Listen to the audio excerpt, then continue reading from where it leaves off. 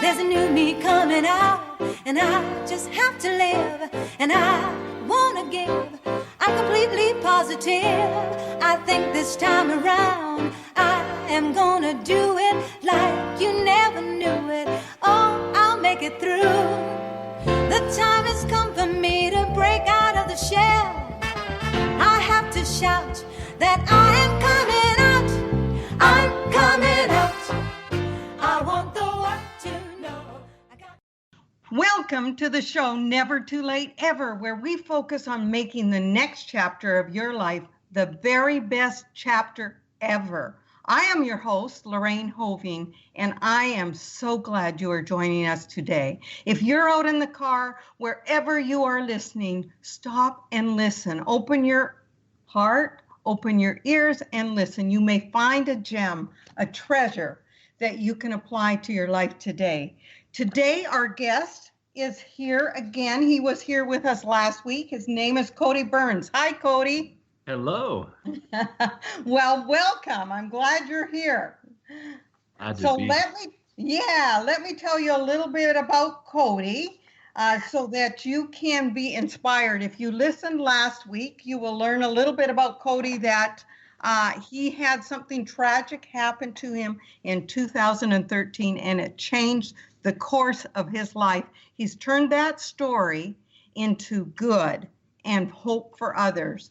Cody Byrns is an internationally recognized speaker, a #1 best-selling author, and the founder of the Cody Byrns Foundation for burn survivors. In May 2013, Cody's life was changed drastically after he was rear-ended by a box truck while stopped at a red light on the highway. He was considered dead until first responders saw his hand move. I'm glad they saw your hand move, man. He received many injuries that day, and he even went into it last week. So if you need to listen to the whole story, I would suggest you go back to last week's story. He had severe burns almost on 40% of his body. After years of countless surgeries and rehabilitation, Cody has chosen to not allow the scars to keep him bound in bitterness and defeat. Instead, he uses his story to uplift others. So, Cody, I like that. What you said, Cody has chosen. So tell me about the choices that you make to not allow yourself to be defeated or bitter. That is a choice I believe that all the audience and listeners need to hear, that it is a choice. We are not victims, and I think that's the difference between being a victim. Victim is like things are happening, but we have a choice. You had a choice, right, Cody, to take your story and eventually embrace it. Yes, I did, absolutely, and as well as everybody. And I like the term of being from victim to victorious. I think one of the big things that I teach a lot about is helping people keep the vision in the midst of their challenges. Challenges is something that we all run into. Some of them are very much unexpected. My case was very much unexpected. Sitting at a red light, life drastically changed. And some people may relate to something of that severity. Others, maybe not so much. Maybe it's just as simple as, their schedule changed for the day, something very simple. But whatever it is, it's important that we keep the vision in front of us and we don't lose sight of it. And I often talk, whenever I go and speak at places, I talk about 4 steps to keep the vision in the midst of challenges. Oh, good. I like 4 steps. Because then I'm going to get my pen handy, because 4 steps will allow us tools. So everybody out there, grab your pen and let's listen to Cody's 4 steps.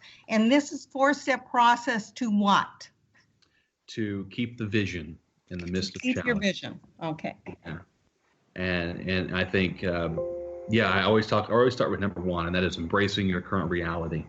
And in my case, I could not change the scars that I now carry because of this wreck, this tragedy. And so it's something that I had to embrace it. And through it all, I had to recognize that I cannot change what happened yesterday. The only thing I can change is what I do from this moment forward. And I think that in itself is powerful. The second step I talk about is taking control of your reality, and taking control by gaining a fresh perspective. And I like to look at my scars as the scars don't control me. I control the scars. Mm-hmm. And so I'm changing my whole mindset on what has happened to me. And I think another thing, like we talked in the interview last week about forgiveness, I had to forgive. So another thing that I had to do in taking control of my reality. Right. And I'd like to say a point about that, because when we do not forgive, because this point, your number 2 point is about taking control. When we do not forgive, then we are allowing somebody else to control us, right? We're taking back control, and by taking back control, then we forgive others. Absolutely.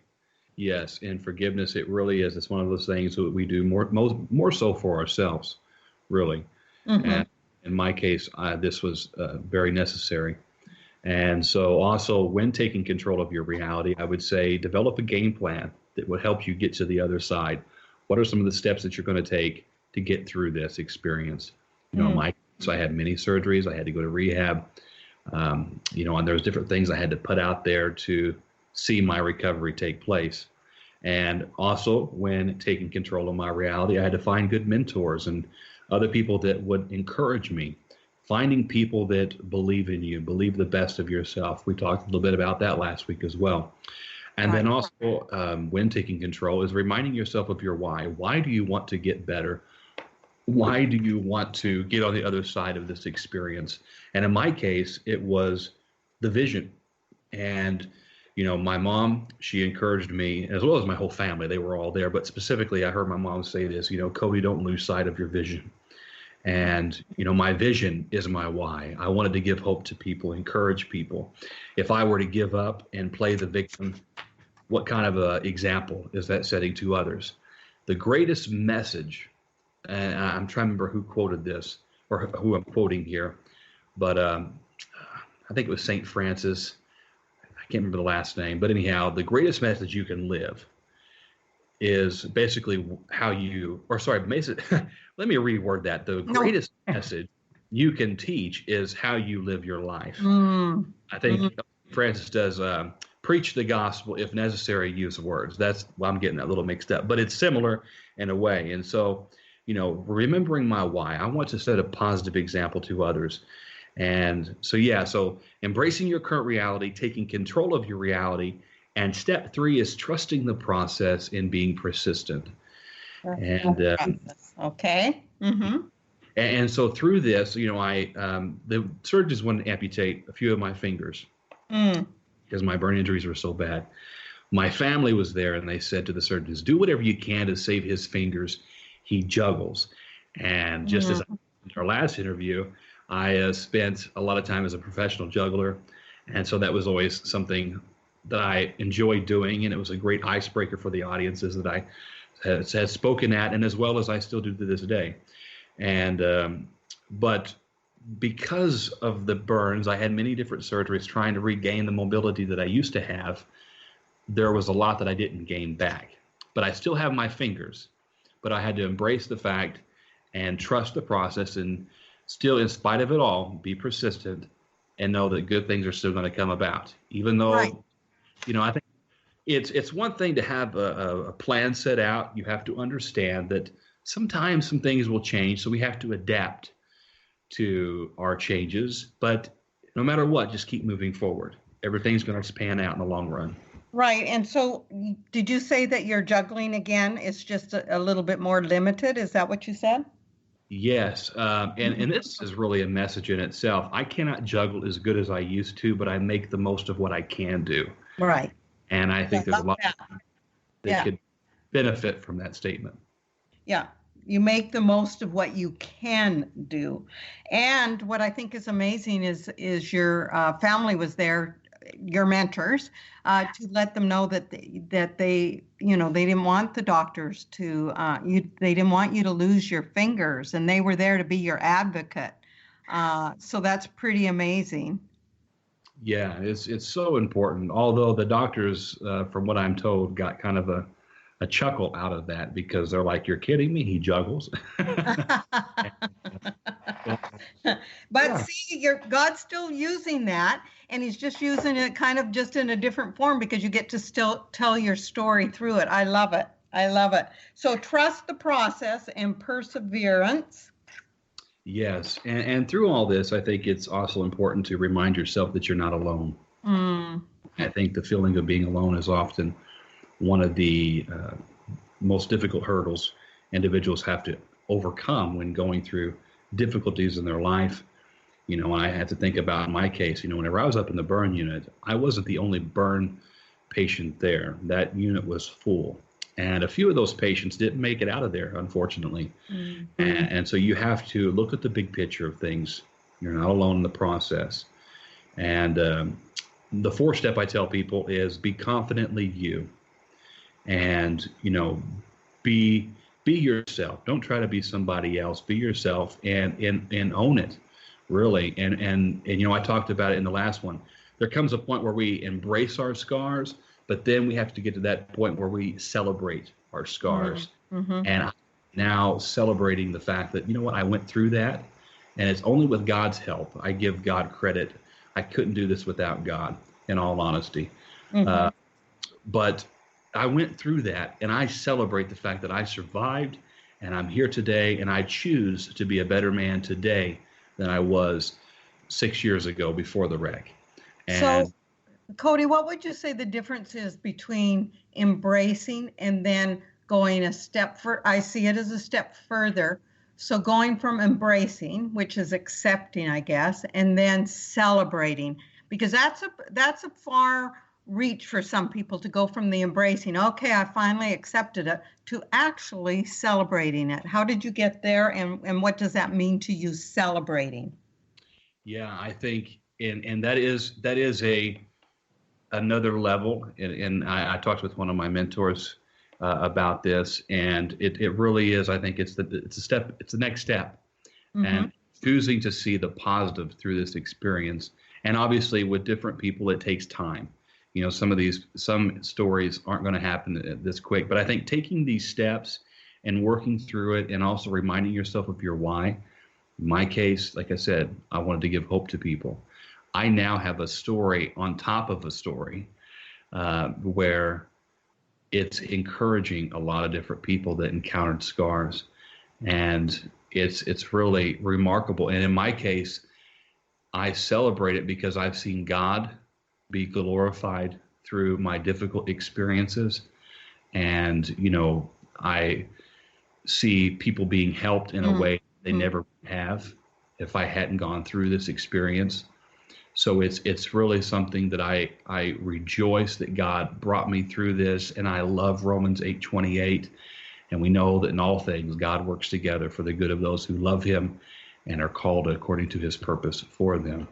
And as a believer, as a Christian, I've chosen to see the other side. Right. Yeah. I think what's amazing too is, as you were talking, I was thinking about this. When you are embracing, that's accepting it for yourself. But somehow, when you get to the point of celebrating, you're actually celebrating so that others can come along with your story and you give them hope. So it's celebrating, and then that's because your vision is to give hope to others. And once you start to celebrate, not just embrace it, because embracing is just kind of accepting and looking inwardly. Celebration is about other people and allowing them to come alongside your story and relating to something, and you instilling hope. So I love that. Yeah. Yeah. And I think some of the life really starts to get good when we look at outside of ourselves and serving the world around us, and being thankful and appreciative of what you do have. I think that's huge. And, with the Thanksgiving season that has, I'm assuming it will have passed. And, it's extremely important that we are thankful and have an attitude of gratitude, really. But yeah, it makes a tremendous difference. And, I'm legacy driven, and I really want to leave a positive impact on the world.